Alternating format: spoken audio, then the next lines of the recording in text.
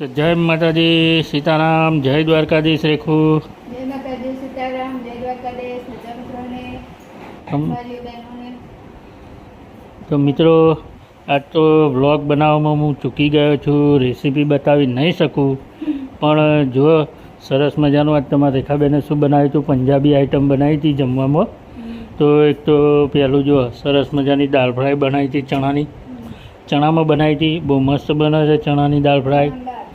જીરા rice ભાત અને સરસ મજાના જીરા રાઈસ ભાત બનાવ્યા હતા. આલુ પરાઠા અને આલુ પરાઠા સરસ મજાના, આલુ પરાઠા ટેસ્ટી બન્યા, દાળ ફ્રાય ટેસ્ટી બની, જીરા રાઈસ પણ જોરદાર બન્યા. સરસ મજાનું ખરેખર આજે બ્લોગ બને જોરદાર, બહુ મસ્ત. ના જો અમારા દાદાને થોડો, પપ્પાના થોડો ડાયાબિટીસનો પ્રોબ્લેમ, એટલે બટાકા નહીં આપણે, એટલે એમના માટે તો બે આપણે પરાઠા બનાવ્યા હતા સાદા ઘઉંના લોટના. પણ ખરેખર મેં જમી લીધું વહેલું અને આજે પછી બ્લોગ બનાવું છું. આ બનાવેલું તૈયાર છે એટલે આમાં રેસીપી બતાવી શક્યો નથી. તો જુઓ, તોય આ બ્લોગ બનાવું છું આટલો નાનકડો. જુઓ સરસ મજાનો, જોજો, સાથ સહકાર આપજો, અમારા બ્લોગને નિહાળજો.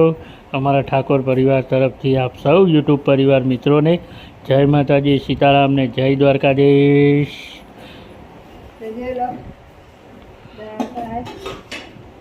જીરા રાઈસ, આ તમારા રેખાબેન છે ને ઘેરે પંજાબી વસ્તુ બહુ જમવાનું સરસ બનાવે છે. તો આવા નવા જ અમારા બ્લોગ વિડીયોને સપોર્ટ કરતા રહેજો, તમારો સાથ સહકાર આપતા રહેજો.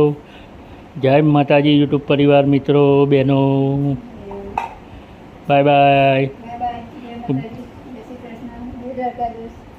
ચેનલમાં નવા હોય તો ચેનલને સબસ્ક્રાઈબ કરો, શેર કરો, લાઈક કરો, સપોર્ટ કરતા રહેજો કરતા રહેજો. અને સુપર ચેટે કરતા રહેજો. અમારી મહેનતને તમારો સાથ સહકારનો સપોર્ટ કરજો.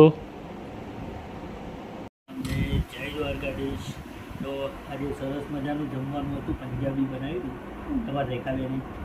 એક તો હતી સરસ મજાની દાળ ફ્રાય, બાસમતી જીરા રાઈસ, અને એની સાથે કોમ્બિનેશનમાં રોટલી કે સાદું પરાઠા નહીં પણ આલુ પરાઠા. તો સરસ મજાનું બનાવ્યું છે જમવાનું. તો જમવા તો પધારો મારા ઘરે. જય માતાજી, સીતારામ, જય દ્વારકાધીશ. બ્લોગ બનાવવાનો તો આખો પણ બ્લોગ બન્યો નહીં, એટલા માટે અત્યારે થોડો શોર્ટ વિડીયો બનાવી મૂકું છું. બ્લોગ બનાવવાનો રહી ગયો અને સરસ મજાની રેસીપી બનાવી છે.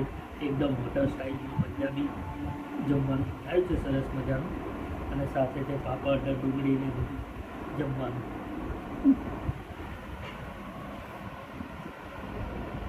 ચલો બાય બાય, ચાલો જમવા.